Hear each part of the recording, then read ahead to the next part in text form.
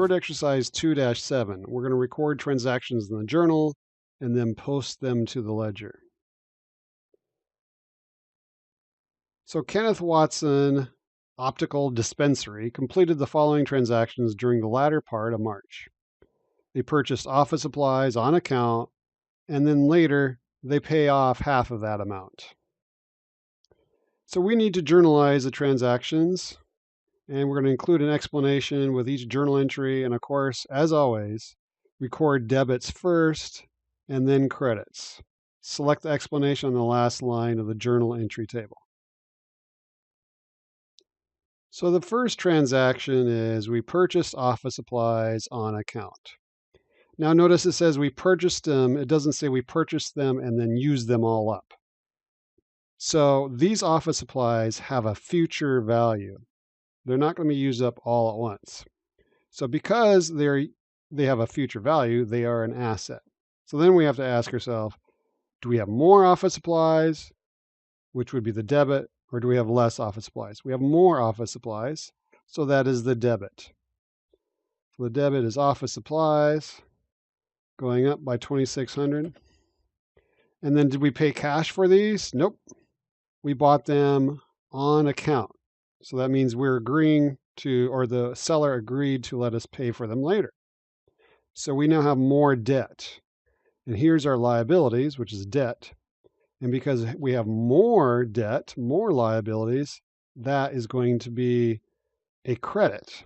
And what is the liability that we're going to use? It's accounts payable. So accounts payable is increasing with a credit. We purchased office supplies on account. So that was March 15th. It's now March 28th. And we paid $1,300 on account. So that means we're paying off some of our accounts payable. So since accounts payable is going down, and remember accounts payable is a liability, since accounts payable is going down, that's going to be the credit account.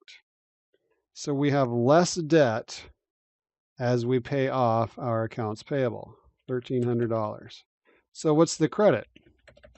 Well, how did we pay it off? We paid it with cash. So which way is cash going? Cash, of course, is an asset. So is cash going up? Nope. Cash is going down. So that's why cash is the credit account. Paid cash on account. A better example of a real world comment here would be, well, who did we pay on account? Is it Home Depot? Is it Walmart? Who? All right. The following T accounts. So these are T accounts. Here's a T account for cash, for office supplies, and accounts payable. So together, these represent the ledger. Remember, the ledger has balances, and the journal, remember, this is the journal up here. The journal does not have balances. So the transactions are always recorded in the journal first, and then later, these transactions, like this $1,300, will be posted or copied to the ledger. So the following T accounts have been opened for you. Cash has a beginning balance of $23,000. So notice they already put the beginning balance right here, $23,000. Office supplies, they also have office supplies and accounts payable. We're going to post the journal entries from requirement 1 to the accounts and then compute the balance. Use BAL as a posting reference. So when we're done posting it, we have to use BAL to show which side has the balance. So the way we post is you start at the top of the journal and you just work our way down. So we're going to take these one at a time. So we have $2,600 debit for office supplies. So remember, an asset, office supplies, the debit means it's going up. So $2,600 debit office supplies. So find office supplies. Here it is, $2,600. And then the date was, as you can see right here, March 15th. So we're done with our debit. So we posted that. Now we have to post this $2,600 credit. So AP 2,600. So AP is going up. 2,600. That was also on March 15th. All right, so we posted the office supplies, we posted accounts payable.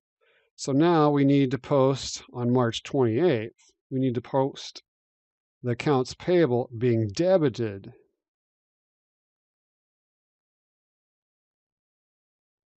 So double click, copy and paste, March 28th. So we're done posting that. Now we need to post cash. So cash is a credit. So we have to put it on the credit side. And we have to put in the date, March 28th. All right, so we've posted all 4 of those transactions. Now we have to calculate the balance of the accounts. So let's calculate cash. Open up my calculator. So the way, now you have to remember which side is the plus side. Since cash is an asset, the plus side for cash is over here. So these are pluses, these are minuses. So we're going to take 23,000 and then subtract 1,300. 23,000 minus 1,300 gives us 21,700. And I can either type the number here in this field, or I can put the cursor there and click this little arrow and it shoots the number over there so I don't mistype it. Now, why did I put the balance on this side? Well, you always put the balance on the larger side. 23,000 is bigger than 1,300. You also want to make sure that the balance is on the positive side. It should be on the positive side. Now, it's possible to have a negative cash balance, but that's not the normal balance. Hopefully you don't have a negative cash balance. That means someone bounced a check. So then we put BAL so that someone reading this will know that this 21,700 is a balance and not another transaction like this was up here. All right, now we're going to calculate the balance of accounts payable. So accounts payable is a liability, so its plus is on the right side, the credit side. So these are pluses. 2,600 is a plus, 1,300 is a minus. So 2,600 subtract 1,300 gives us a new balance of 1,300, and put BAL so that someone reading this knows that this is a balance and not a transaction. And then office supplies, this one no math is required. We know we have a balance of 2,600. So remember, this little horizontal dark line here means we're going to calculate the balance and put it below. So that's why we put the balance below this line, and we put the balance below this horizontal line. So if your boss asks us how much cash, if your boss asks you how much cash do we have, you'd say 21,700.